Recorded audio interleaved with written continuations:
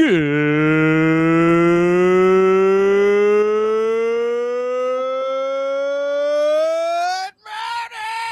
Wrestling Inc. Get up, get going. Happy Tuesday. I hope you are ready to get tickled with the pro wrestling punditry here on this Tuesday. It's me, Nick Hausman, the managing editor of WrestlingInc.com, joined here by our very special co-host today on Tuesday, EJ Cameron, out on assignment. It is our good friend Paul Pratt. Paul, welcome back to the Daily. Hey, thanks for having me. I'm always happy to sub in for EJ when he's out doing something comedically genius. Yeah, you're a great sub. I appreciate that. You're welcome. Yes. We have a great show lined up for you here today. We're going to talk all kinds of news. I don't know if you saw Monday Night Raw last night, but holy hell, we got a lot to get to, and that's just the tip of the iceberg. Also here later on in the show, we're going to just do part one of my interview with Ariya Daivari. It's about a little over a half hour, so I've decided to break it in half because I was listening to it this morning, and I had a really nice breaking point just before we get to talking about Saudi Arabia, which I think is its own thing. Maybe I'll save that for next week. Oh, yeah. But today, AEW, 205 Live, working with Enzo, ton of really great conversations with Ariya Daivari. So that'll be here on the show. Since I'm changing up the way I'm releasing it, I'm going to aim to premiere it over on the Wrestling Inc. YouTube channel on time at 1 p.m. Eastern. It might be a little late, but if you are listening to us in audio form, it has no effect. You're going to hear it right after we talk to the news. And then we're going to dive in the mailbag at the end of the show for everybody. We'll talk about Naomi, but let's not waste any time here. News you can use, news that will leave a bruise. While the chat room is filling up here, by the way, comment section open. We'll be pulling your chats. We can do it just like that. Praddock, hello, good morning. Good morning, Praddock. Yes, share the link out. Let people know you're watching the show. Before we get right to Raw, this bit right here did by far the most traffic of anything on the site yesterday, and so I guess this is what you all care the most about. WWE has released new merchandise for Braun Strowman on the official WWE Shop website. WWE Shop released two pieces of merch for Strowman, a $27.99 Monsters Are Real muscle tee, and a $27.99 Monsters Are Real tank top. Now, this is interesting. Tank top. Yes, tank top.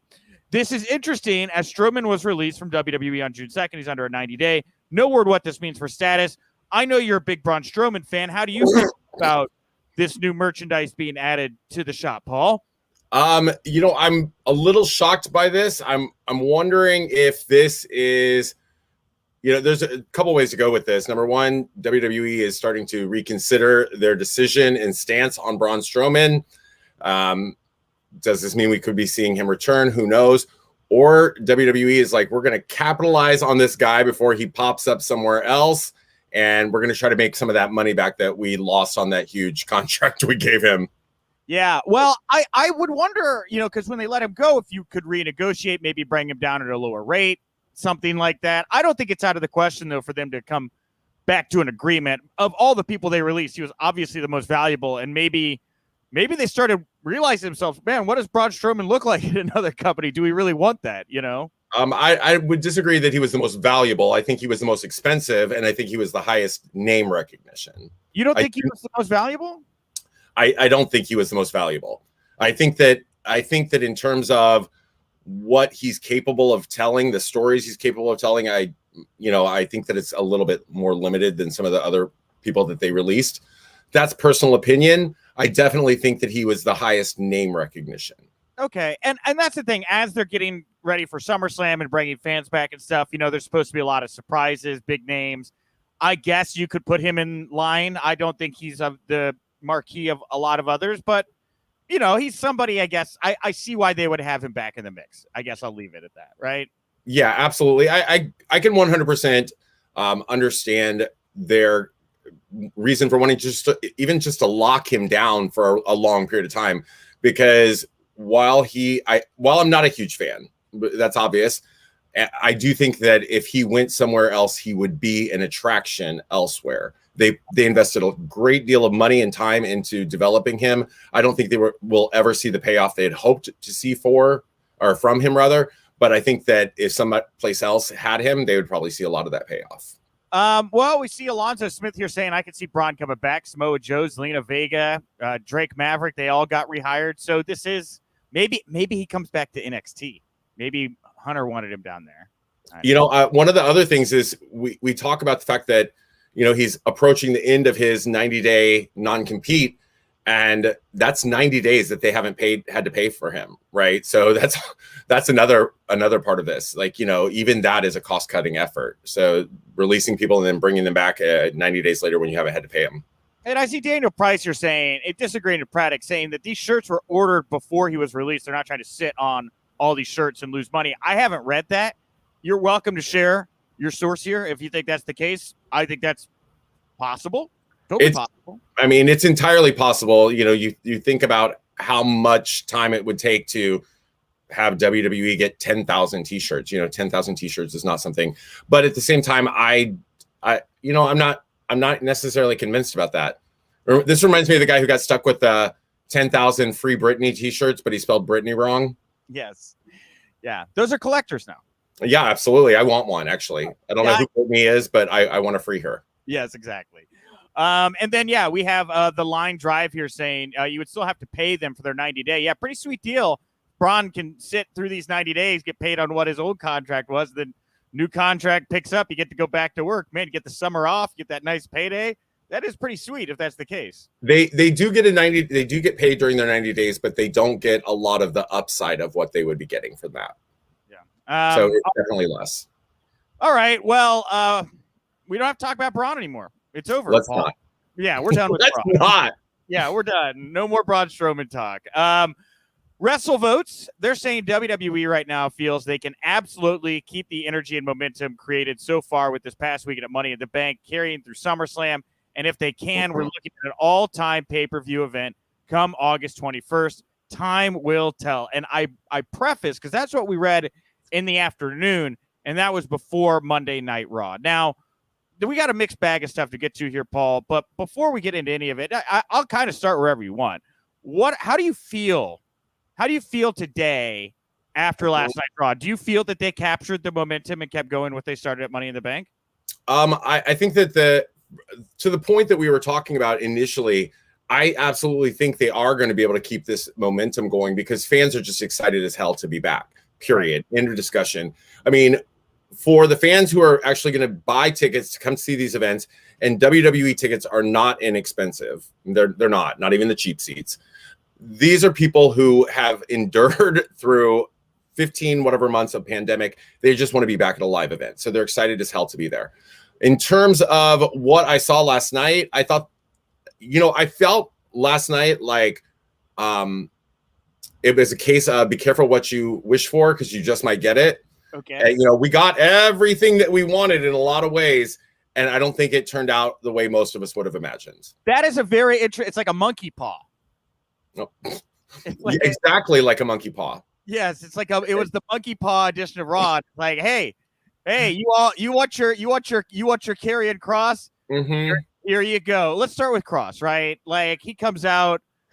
No, oh my God. First of all, there was just so many things happening last night, and none of it, like literally none of it panned out. Like the fact that we could start legitimately chronologically. John Cena comes to the ring for the first 15 minutes of the show, and it's like literally no action whatsoever. It's just him pandering to the audience. He was like the guy who comes out at the beginning who shoots the t-shirts in the audience to get them hyped. It was legitimately that's what he was there for. But fast forward, let's go to Kross.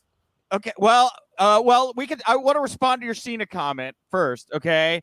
I think that the thing I disliked most about the Cena thing, him starting the show, was that Lashley didn't confront this guy. Like this, nothing. Right? This is the most dominant guy on the roster. It's his show. He just destroyed Kofi Kingston. And, John Cena just gets to waltz out, and Lashley's not going to say anything about it. He's going to challenge the top guy from the other show on his show. I was from the get, upset last night, Paul. It was, it was just a matter of, like I said, it was reminiscent of back when they would bring out those cannons and shoot the t-shirts into the audience to get the audience hyped before the show started. And my favorite was Cena was like, I see you still filing in. Come on in. Have a seat. The water's warm. Get in here. Come on down. Lifeguard Cena. Yeah. Yeah. Okay. We have a super chat here. Johnny Hex Black Sauce saying, what happened to the two different entrance stages? You know what? Of the things I disliked about Raw last night, I don't think that the fact that Raw and SmackDown have the same giant, awesome new set, I actually have no problem with it. I think the set looks beautiful. Thoughts? I didn't even pay attention. It's a big, giant Titantron. It's like they're on a, 3D set when they come out. It looks wild. I mean, the technology element of WWE has not been the problem. As I jokingly said last Thursday, I was like, oh, yeah, the set has been the issue. Like, the Titantron has been the problem that I've been having with this. If only they had a better Titantron, I'd be so much more invested. Yeah, a couple people here chiming in on Cena. Rob Humphrey, was that just to get Cena on USA Network so they weren't upset on Fox? Followed by we have We've got so many comments popping up here. I know. Well, I think a lot of people have opinions about Raw last night, Paul. I think Cena was there to serve two masters, USA being unhappy that All Stars on SmackDown, and USA ratings are suffering and to hype the crowd as well.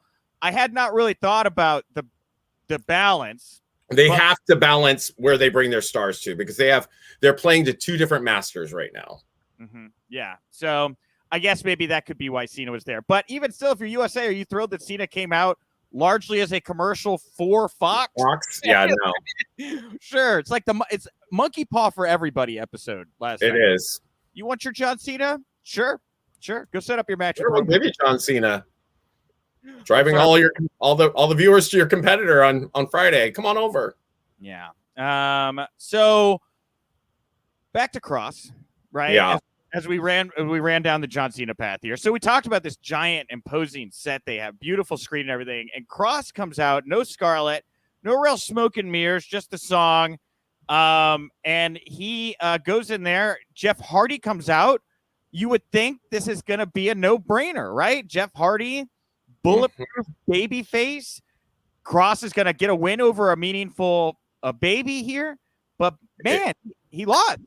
Yeah, and I would also begin to question if Jeff Hardy at this point is even a meaningful victory. I mean, literally, I would question that in its own right. But what we saw here, Kross comes out, and the first thing that came to my mind when I was watching this is, wow, like the presentation that he has given in NXT with Scarlett, with the smoke, with the everything, makes his entrance look like $1 million.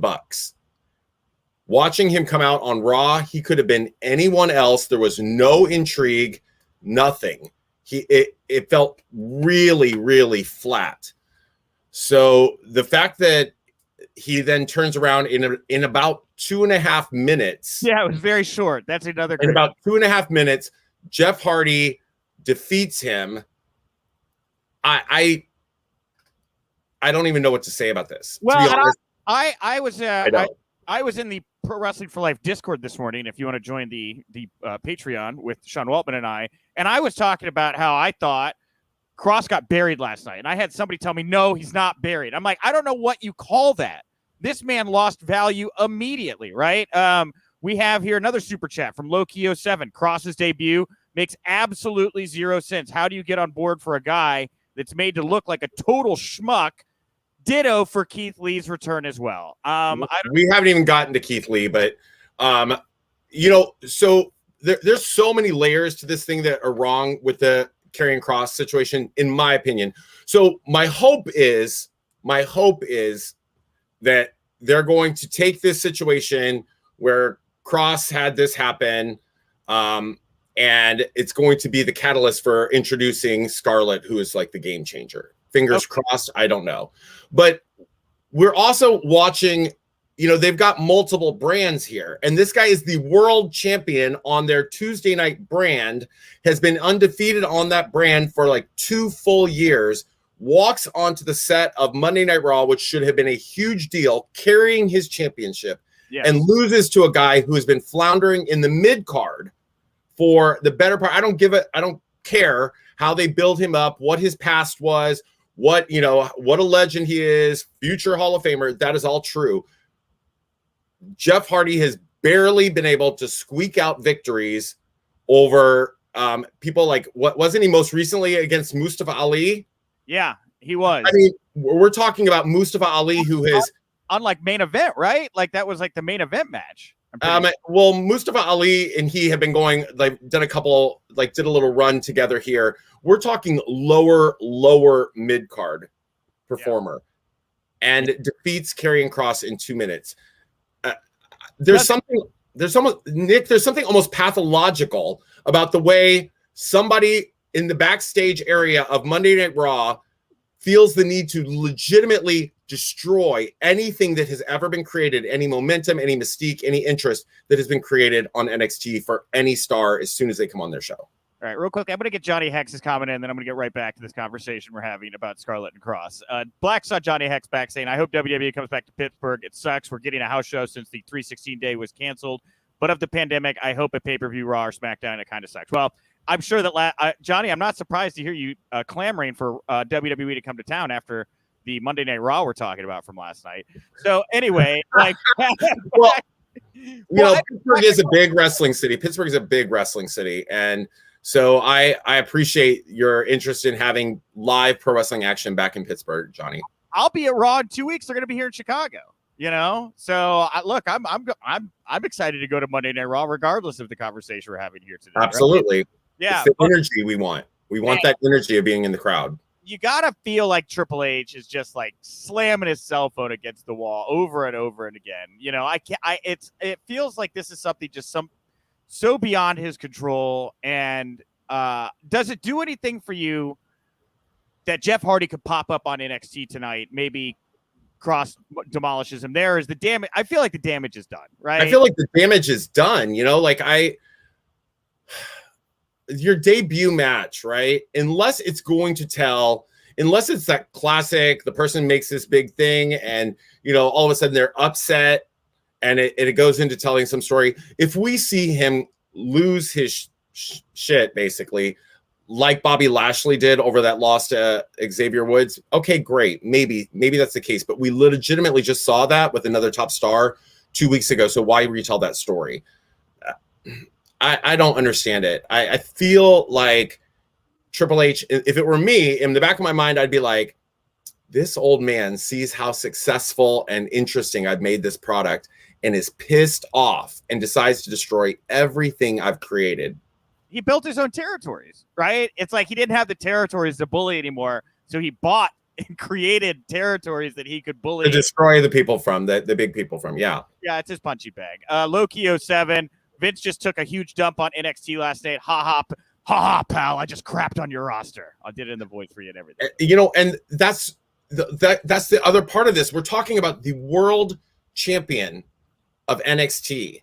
If you consider the three brands as equals, this is the world champion, and somebody who is like, whose better days are obviously behind him. It just defeated the world champion in 2 minutes. Mm-hmm. Yeah. Danny got Cochran here, by the way, saying Paul once again hitting the proverbial nail on the head. Hardy hasn't been relevant since he left WWE the first time. Yeah, baffled. I would disagree with that because I think that Jeff did some amazing work done in Impact. I think that some of the stories that he and his brother told, some of the stories he's told individually, but the fact of the matter is that he hasn't been relevant in WWE since shortly after that run that he did with Sheamus, where they're feuding over the championship and they did their barroom brawl or whatever. Jeff is floundering at best, and he's begun to play that role of the legendary spoiler, the person who you could bring up at any moment to upset somebody or, throw them in a match, but he's not in a position where he is what any of us would consider a valid contender. Jeff Hardy can't beat Elias, but he should be NXT champ right now. And if it brings Jeff to NXT, and this is the pivot, I guess that's maybe an offshoot. I think Jeff could have fun in NXT. But talking about Elias, do we want to real quickly touch on the Jackson Ryker non-reaction last night in Texas, where I told people, I was like, I don't think Jackson Ryker is going to get the babyface reaction WWE's looking for. And everyone's like, oh, it's Texas. He'll get cheered. I'm like, I'm from Texas, y'all. Hear that, y'all? So am I. Yeah. From Texas. He didn't get that reaction last night, Paul. No, and that crowd was like boiling over hot. Like we're talking like nuclear heat in that crowd. And then that match started and you could have heard a pin drop for the first 5 minutes of it. And of that match, I said it on Twitter last night. The thing that got the audience most invested was absolute concern that they were going to destroy a baby grand piano during this match. The audience, every time that they came near the piano, people were like, oh, not the piano. Oh, shit. Oh, not the piano. I mean, nobody cared. Nobody. I would guess that most of the people in the audience don't own pianos, maybe never seen one in the wild, so like to them, an exotic thing there, the piano for them. The piano, and I loved when they were like, "Oh, he's doing a cello shot," and I was like, "People do cello shots every week in a bar." Oh, that's a cello shot. Mr. Mayhem here, by the way, saying it was also Karrion Kross's birthday, and I went and checked it before I put it up on the screen. That's true. That is a fact. That is how Kross celebrated his 36th birthday yesterday. So there's an interesting note. If you go back and look, WWE for some reason loves to humiliate people on their birthday and in their hometown. Mm-hmm. Yeah. And Dino Garofalo here saying they still included piped and cheers throughout the Elias Ryker match. I felt that was not sincere as well. Did you get the impression that was not sincere crowd reactions throughout that match? I got the sincere impression there was no crowd reaction. Yes. Do you think they roll him out in Chicago? I don't think they put him in front of us. Which one, Ryker or Elias? Oh, Ryker. Oh, Elias. Elias will get a big babyface pop, I think, from us. Ryker. Interestingly enough, I was still confused. When he cut that little promo in the back, I was confused why his face looked like it had been burnt in a meth lab explosion. Like he had what was going on there? Jackson, what I tweeted about Ryker last night is Ryker is he's the kind of guy you don't want your sister dating. And I don't have a sister, so I'd say a friend in college. Like if she came back and was like, "This is my boyfriend, Jackson Ryker," I'd be like, run as fast as you can. There's not a sincere likability factor there, in my opinion, for Jackson Ryker. I don't know. I think that in some ways, they are almost giving him that a little bit of the Dexter Lumis type of feel, like that detached kind of psychopath thing. But Lumis does it in a way that we've managed to become attached to. Yeah, sure. We have a comment here from Loki07. The only way to save Kross is to have him kidnap Jeff, pump him full of drugs, whisper in his ear, tick-tock, as he loses consciousness. Keith Lee better come back in a mask. That'll bring us to Keith Lee, right? I actually thank you for the pivot. The rest of that was whatever, but I appreciate you, Loki. I do think that, as a person who's on the clean and sober path like Jeff is, I can think of nothing more devious than forcing somebody in that situation to do drugs. So if they want him to be that is horrible. But there's something mildly intriguing about it too. But anyway, Keith Lee, yeah. Oh, also, I wanted to call out before we got to that, and I got distracted. Ryker was wearing the Hulk Hogan colors last night. That was the last thing I wanted to point out. It is just like, I guess what am I doing here? Thumbing my nose, I think is what I am. Yeah, right. On to Keith Lee. So Keith Lee answered Bobby Lashley's open challenge last night. Lost in just a few minutes. Goldberg then came out, confronted Lashley, and said he was next. This is at the point of the show where I'm now just like kind of getting vertigo. I think you put it best, the monkey paw episode here. What did you think of the return of Keith Lee to Monday Night Raw? Keith Lee has been gone for over 6 months. We've been waiting for this moment.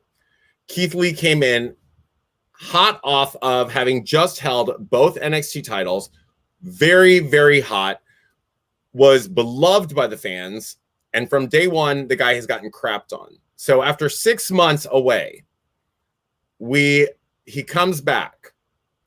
He is fairly well dominated by Bobby Lashley and gets pinned, and without even allowing the audience to respond, take any of that in, he just rolls out of the ring like a jobber would, and like an enhancement talent would, and lest we besmirch the reputation of X-Pac's buddy Bobby Blaze. Yeah. So and then we just trot out Goldberg.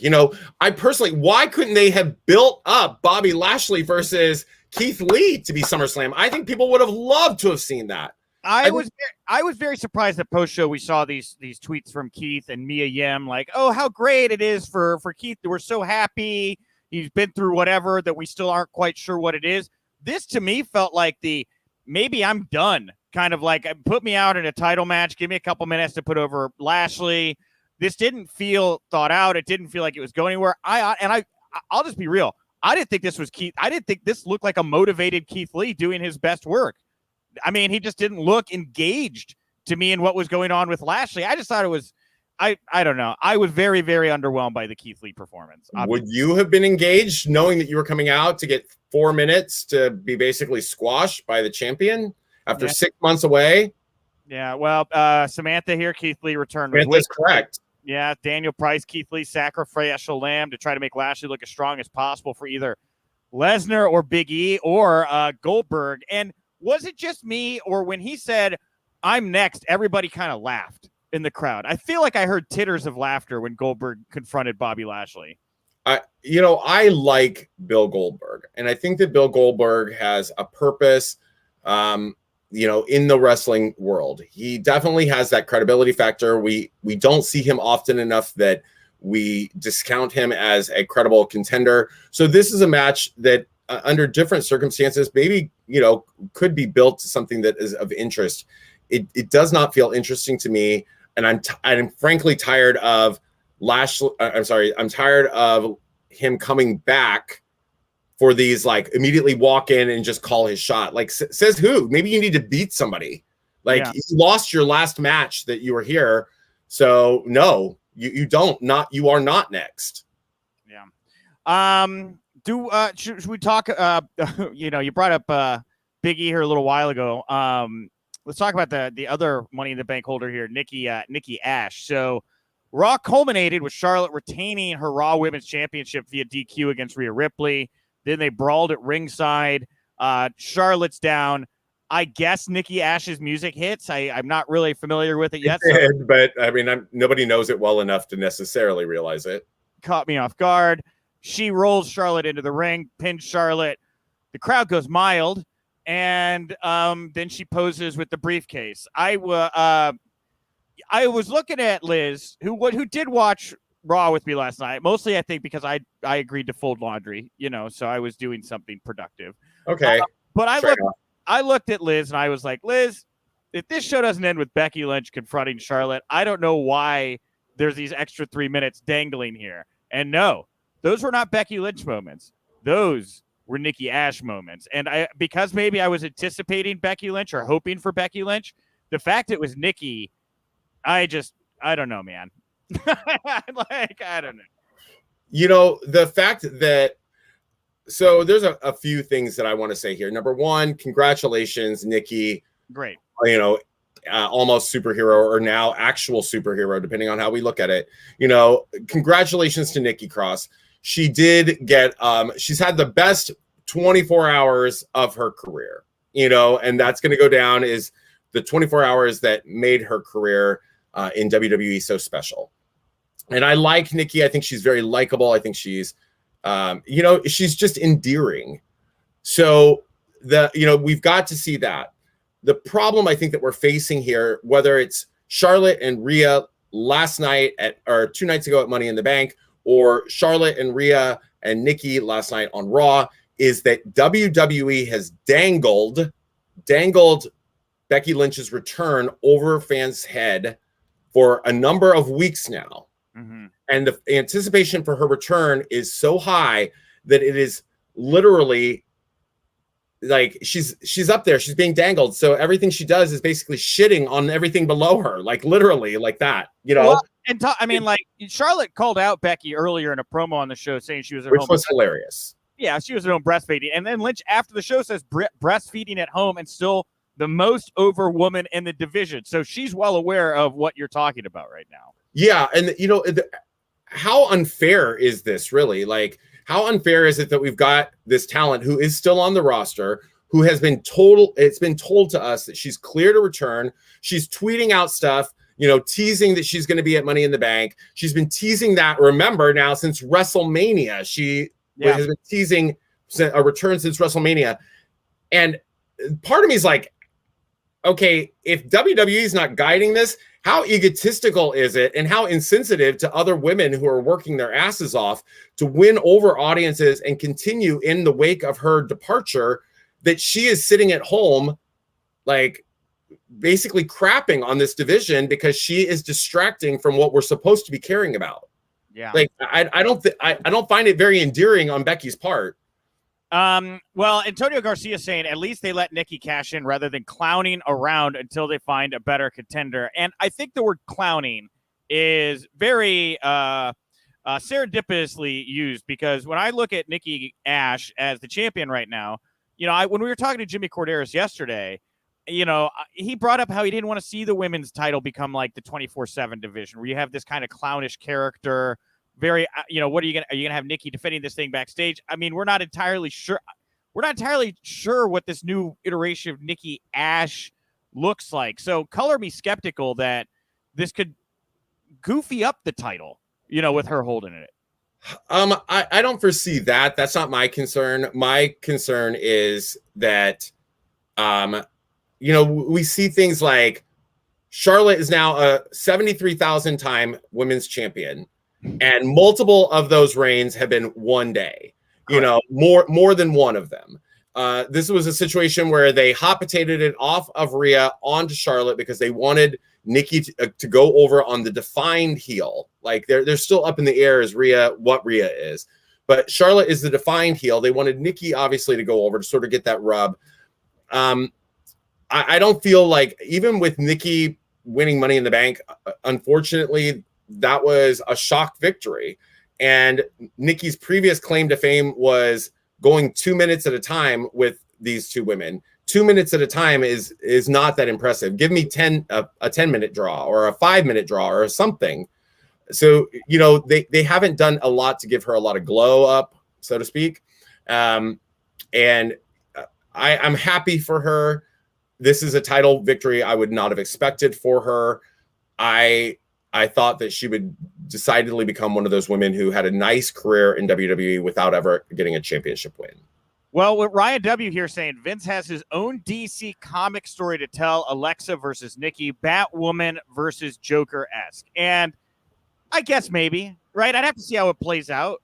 Nothing that Alexa has done recently, I know that we disagree on this, but for me personally, has really kind of grabbed me. I don't know if dropping Nikki ASH into that universe makes it better or worse. I'd give it the benefit of the doubt. I don't know, man. I can't visualize it in my head right now. I'll wait to see how it plays out. I don't dislike what they're doing with Alexa.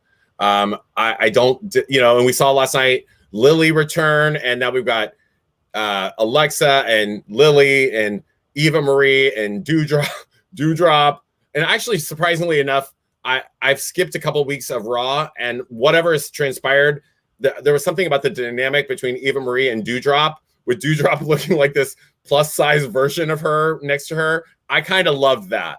Okay.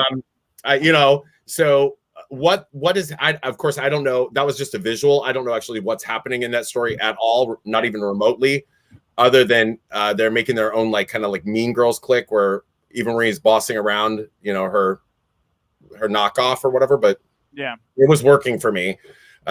Still, I have no idea what they're going to do with this. I don't think that Nikki necessarily automatically makes this, a less credible championship. I do think that she is an unexpected champion for sure, though. Reggie had quite a night on Raw. He did. Everybody was telling him he sucked after he got dumped by Nia Jax and Shayna Baszler unceremoniously. Nia Jax looking very Tina Turner last night, by the way. And then Reggie pinned Akira Tozawa, who kind of found his way into the ring, and the crowd went from Reggie sucks to Reggie. Reggie takes his 24/7 title. He does a bunch of parkour, Cirque du Soleil flips over everybody, and then does 5 backflips up the entrance ramp. How do you feel about Reggie holding this title? I feel better about Reggie holding the title than anybody else. I haven't cared one bit about Akira Tozawa in any of his 20 or so reigns. God love R-Truth. He'll forever be stuck in that mix. I don't see them ever pulling him out of that. And, the one thing that I did think about is that we've seen lots and lots of scenarios where people, pop up. The part about the 24/7 championship that bothers me the most is I've never seen so many 3 counts from a simple roll up from behind in my entire existence. Like that's how it's always won. Like somebody rolls them up. Oh my God.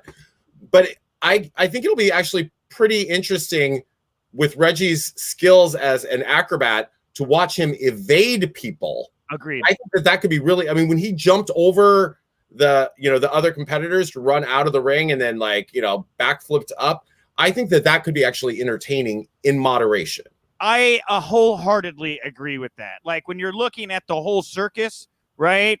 Little bits of the clown jumping through and it's evading people. Like, I think it could be. I'm with you. Of the things that did click for me on Raw, surprisingly, the 24/7 title be put on Reggie was very good. I thought it was great. So he could end up with a record-setting reign because he could evade people. You know what I mean? Can you imagine? He's able to flip and trip and roll out of harm's way. I'm all about it. Well, lastly, here coming out of Raw, Drew McIntyre interrupted a Jinder Mahal promo, destroyed Shanky with this chair. Now, Mick Foley tweeted the following out. He said, "Big fan of Drew's, but 20 chair shots should either be done to build a feud of epic proportions or they shouldn't be done at all.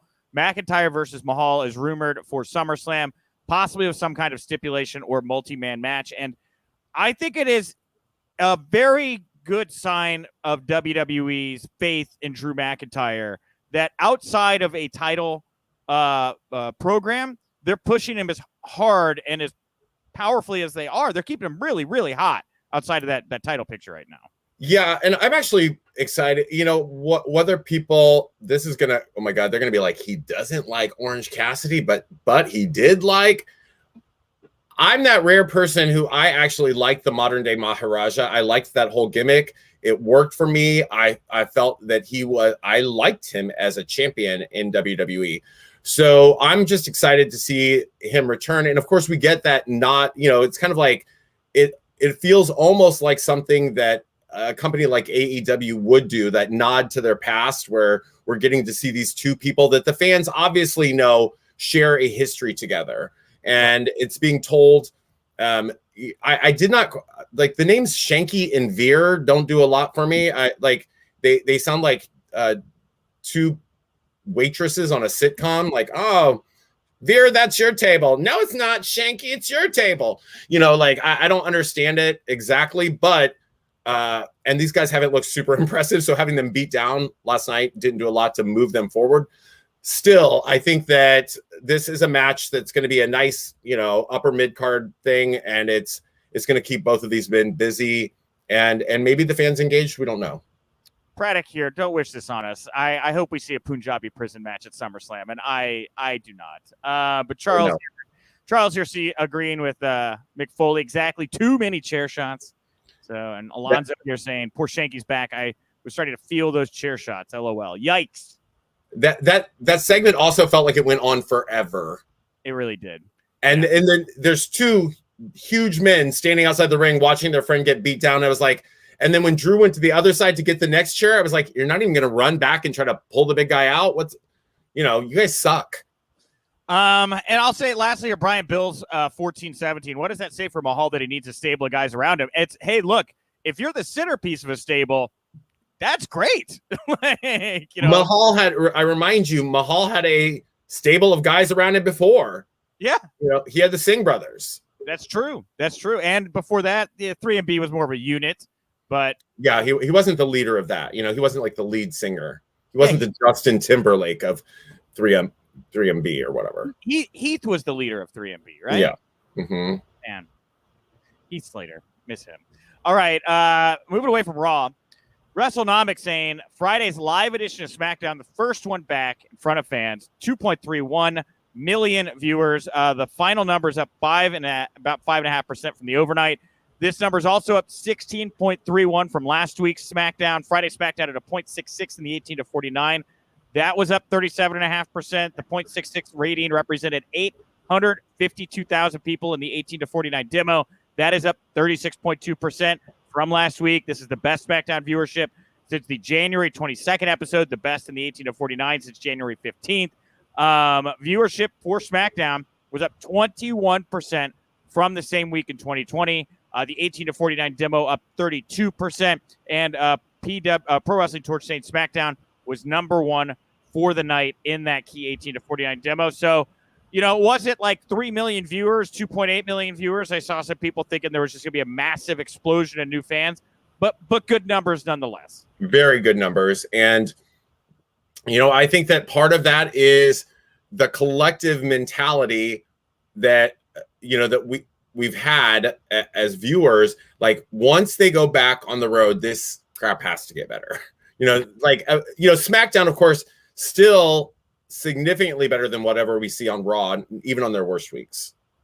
Well, also, as noted last week, the State Farm Arena in Atlanta, Georgia, announced that SmackDown for that venue is canceled. PW Insider saying in an update, the September 17th SmackDown is now going to take place in Knoxville, Tennessee. No venue named yet, but WWE is likely going to run the Thompson Boiling Arena on the campus of the University of Tennessee. And the Observer saying only around 1,700 tickets had been sold as of last week, which was the motivation behind the cancellation. The arena was still selling tickets to the show up until the morning of the announcement. WWE officials noted to the Observer that it just made sense to swap some dates. So a charge and a retreat right out of the gate. I'm surprised by that, honestly. That doesn't sound so great. No, that sounds really bad, Paul. That sounds really yeah, so we're talking, 1,700 people. That's a great, that would still be a great audience. But we're assuming that venue probably holds over 10,000. So we're looking at, I don't have any of the details there, but that surprises me that it's not selling that well. All right. Well, thank you to Paul for joining me at the top of the show to talk all the news today. Thank you to Arya Davari. Again, that's part one. Part two, we will run, I believe, next week, maybe later this week, but I'm pretty sure next week. And that brings us to the mailbag at Wink Daily, WINC Daily over on Twitter. Follow the account where we share out links to watch us live. And that's, of course, where we put the daily poll up Monday through Friday. Today's poll question, I'm really excited about the mailbag today because it's going to give us a chance to talk about one of my favorite people in WWE, and that's Naomi. There's a big report right now here. Let me read the report before we get to the poll. So PW Insider saying that WWE has quietly moved Naomi to SmackDown from Raw. No word on when the move is going to be made public, but it should be noted that Naomi, as of now, remains on the Raw roster on WWE's website. Of course, she is married to Jimmy Uso. So if Naomi is moving to SmackDown, or already has, who do you want to see her feud with? Bianca Belair, Shotzi, Zelina Vega, or somebody else? 320 plus votes here just last hour. 54.6 Bianca, 21% Zelina Vega, 16.8 for Shotzi, and then 7.6 for somebody else. Paul, what do you think of this story, and what do you want to see him do with Naomi over on SmackDown? First thing I need to say is that no matter what the official outcome of Money in the Bank was, Naomi's outfit won Money in the Bank for me. Naomi's outfit was fire. You remember, y'all, like, I may be looking like this right now, but I'm a drag queen at heart. I was obsessed with her look. Okay. The pigtails, oh my God, amazing. So in terms of when you'll see this, I did not actually vote on this. I went through and was looking at what other people were saying. And one of the things you're going to note here, lots of feedback about looking at her to become involved in the bloodline story. Yes. So, Yes. That's, or as I like to call it, the blood alcohol story.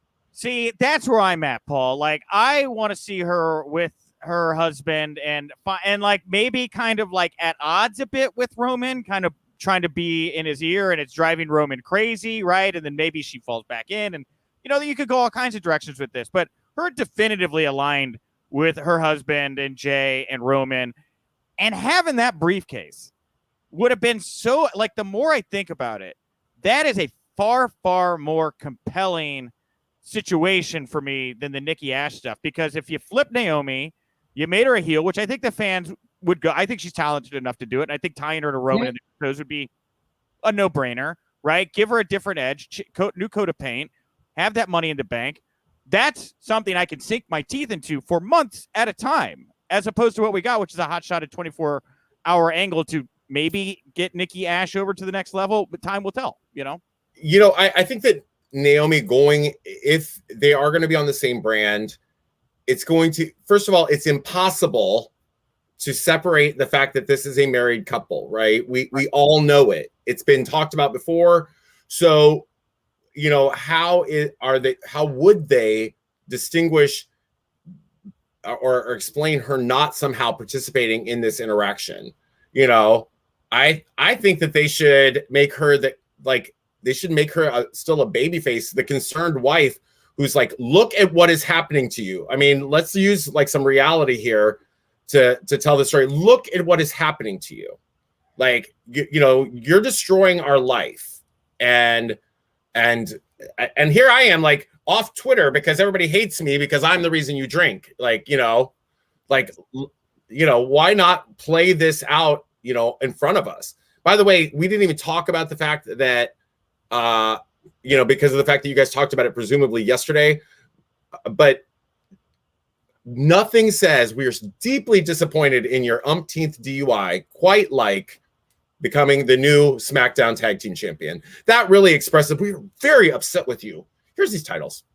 I do kind of akin it, I have said before, to the Free Britney movement, where it's like you're just too valuable for us to, you know, do anything other than with just to keep the machine rolling. Like your well-being is not the priority in this moment. You're still the goose that lays the golden egg. Right. And it's like, I feel very weird comparing Jimmy Uso to Britney Spears and like her messed up conservatorship, but he has his own handlers that are making a lot of his decisions. And yeah.